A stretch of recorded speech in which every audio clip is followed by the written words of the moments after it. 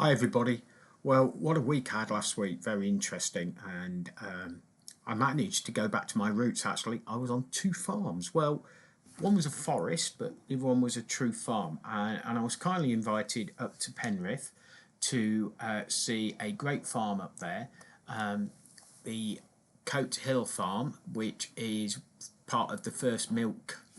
They supply milk to the company called First Milk, and they are proud to supply Nestle at Dalston with their milk.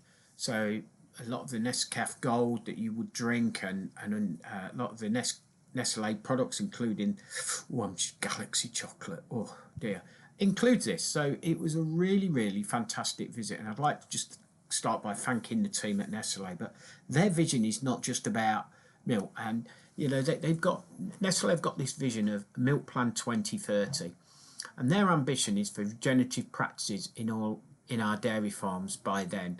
I will post some pictures along with this vlog so you can see what I actually mean without me going into detail. But goodness me, what a fantastic day spent. I've got an understanding, a better understanding. And I come from a farming background. I've worked on dairy herds. I went to birthday parties and milk cows. I didn't get to milk one this time. I did see the parlour though, and I felt really at home. So no comments, please. Anyway, most people look at this, especially children now, and they look at that. That's what they see, milk. They don't realise where it comes from. And we need our children to go back. As a school governor, I'm demanding, and we've got it in, we're actually teaching cooking in schools again, including farm visits. Now, I know farm visits is difficult because we've got this thing called health and safety at work, which seems to stop us doing anything really, from going to farm to see where this lovely nutritional product comes from, right through to producing toast. But that's another subject and another vlog coming your way. But one of the areas I was really impressed with on this visit was how they're doing the soil web. Because, we all just think of milk just something that's set to us. But if you've not got the conditions right, if you're not nurturing your land, if you're not following some of your fields for a period of time, let it regenerate, it impacts on the milk, it impacts on the dairy herds, it impacts on the farmers, impacts on the quality, and also impacts on the environment, doesn't it?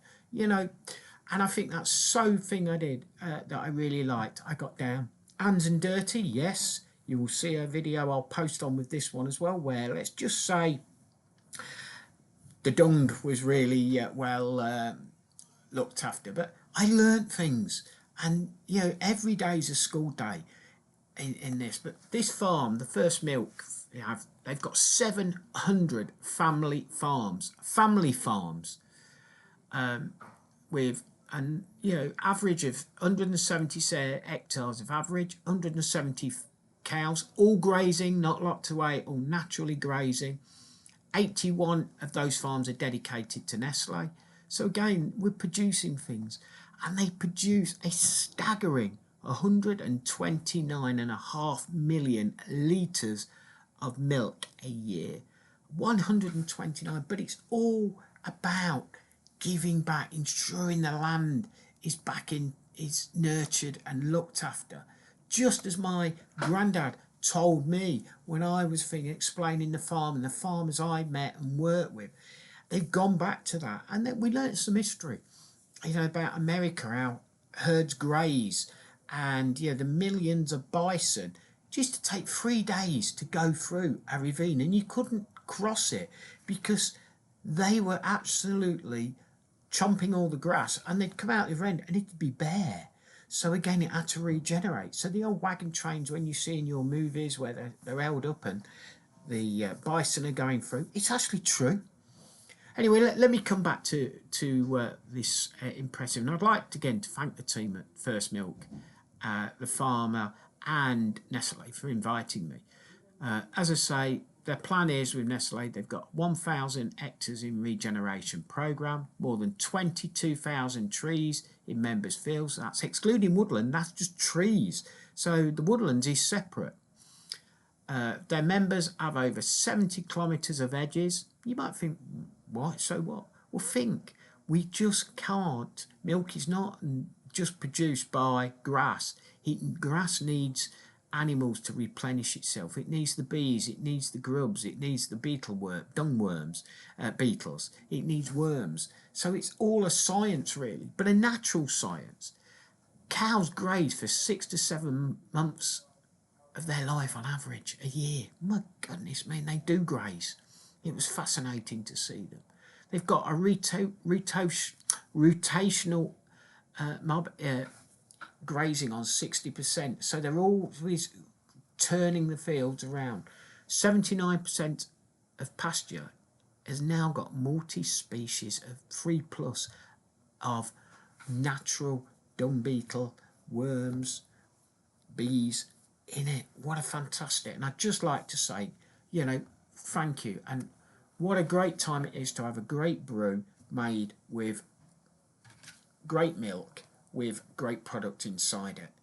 This, for me, as co-lead for Nutrition Hydration Week, is one of the best nutrition products you can have. Let's drink more of it.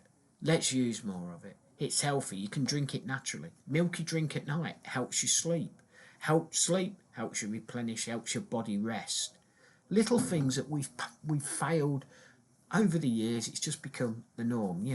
We all like our frothy coffees and our milky coffees. It's nothing new. They were going around in the 40s and 50s.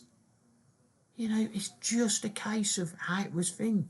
My dad was telling me about milk bars that he used to frequent as a teddy boy. Now, that would have liked to have seen him with a quiff and that, but sadly he's passed and I never actually got to see a picture of that.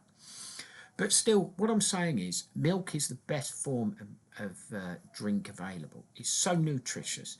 And I'd just like to say a big thank you to Nestle, because not only are you producing great milk and the farms are actually looking after the cows, it is about great product. And let's get children thinking this is what milk is. It's a lot further down the train, a lot more science to it. So thank you, everybody. Enjoy.